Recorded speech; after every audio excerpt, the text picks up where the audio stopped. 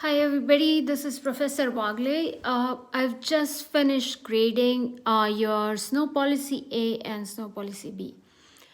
Um, One thing I noticed in both the classes, but especially in section 314, you guys are obviously, not all of you, but some of you are obviously not paying attention to the video lectures or the instructions on the assignment, because in 314 section, in point 314 section, I found at least 10 of you did both the snow policy A and snow policy B. I'm not sure if there was a glitch in Canvas, whether you did not understand the assignment or what it was. I have excused you for the assignment that you were not supposed to do. So even if you did the work, I cannot give you a grade because I can give you a grade for both snow policies when others have only done one. It's not fair to them and it's not really fair in the long run.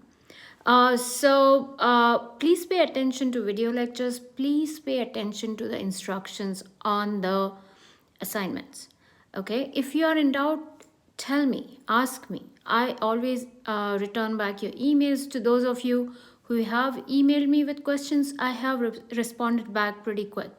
So let me know if you're confused. Okay, now that's out of the way. I want to talk to you a little bit about your assignments for next week. I have not graded your diplomacy tone and emphasis, as well as the editing a letter and then justification memo. However, I just want to reiterate, and this will go for those assignments too. Think about how those snow policies A and B, they're the same exact policy. But think about how the tone, the way it was written, the way issues were presented, how they changed dramatically language wise from A to B. Unanimously, those of you who reviewed Snow Policy A found the tone of the memo very rude. You found that the CEO was not considerate of the employees. He was kind of being very strict. You felt like you were not welcome in this company if you are new to this company. There was one or two exceptions where some of you said, well, it's straightforward policy, he's being strict and he's trying to do the best he can. However, those were like maybe one or two of you who kind of felt there was nothing wrong with the memo. On the other hand, those of you who did Snow Policy B loved it. You loved the attitude of the CEO. You thought he was very considerate, he was very kind, he was very understanding. And then if you saw the follow-up video, you realize they're exactly the same policy, just written in a different tone, a different way.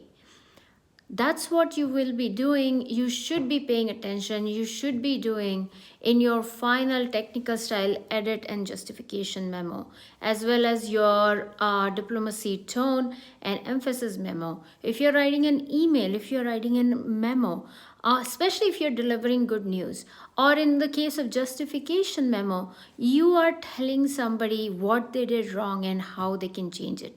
It's a very delicate subject, especially when you're adults working in an office environment and it's your colleagues or your peers who are telling you what you should do to fix the mistakes you have made. It's a delicate subject. You can't just go in brashly and start telling them, you did this wrong and you did this. You need to justify your reasons. You need to do it gently. You need to use lots of positive language rather than negative language. So think about those things when you're doing your final edits. Once I grade all of these, I might have some more comments for you. And I might put that in a video because it's my experience, a lot of you tend to make kind of similar mistakes. So I might go over some of the things that you guys need to be paying attention to in your final assignments for technical style exams. Yeah, but that will be done when I finish grading. But for now, keep in mind some of these things, right? Your tones.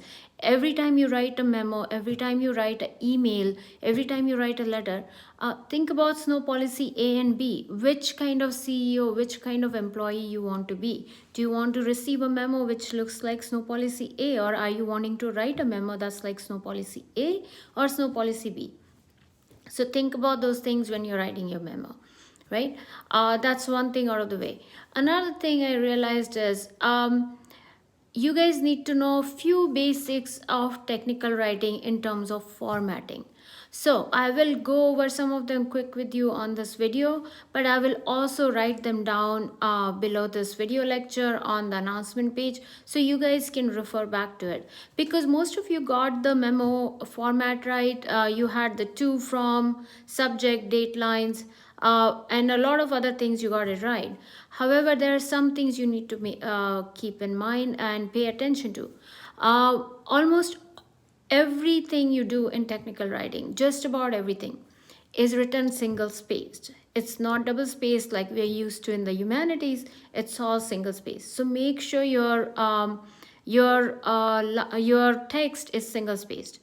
There are no indents in technical writing. So even if it's the first paragraph or the second, third, fourth, no indents in technical writing. So do not do any indents, do not do any spaces between your lines. It's all single spaced.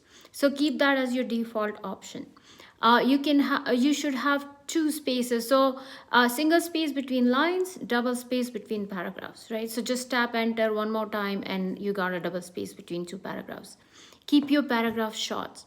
A lot of you in your memos and in your letters have written a paragraph of whatever it is you want to know or want to tell, right? Not a good idea. Think about your own self when you read something. We tend to skim things, so we don't tend to read large blocks of text, right? Even if it's like a 6-line paragraph, it might look small, but it is a long paragraph. Break it up into smaller paragraphs. Your paragraph should be about 2 to 3 lines, right? You can even have a 1-line paragraph and it's fine.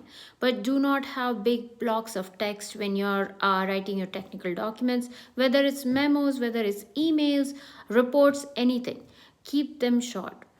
Use subheadings, use bullet points, use numerically lists, right? All those things help you kind of transition and help your eye travel from one place to the other. When it comes to numbers, do not spell them out unless it's the first word. Like if you're starting a sentence with a number, you can spell it out. But other than that, all numbers, whether it's 1, 10, 15, 15,000, do not spell it out. Write it down. Write the number. Do not spell the number. Right? Again, numbers make your eyes travel faster. It's easier to read them. What else? So those are some of the basics you should be keeping in mind. I will write those down for you.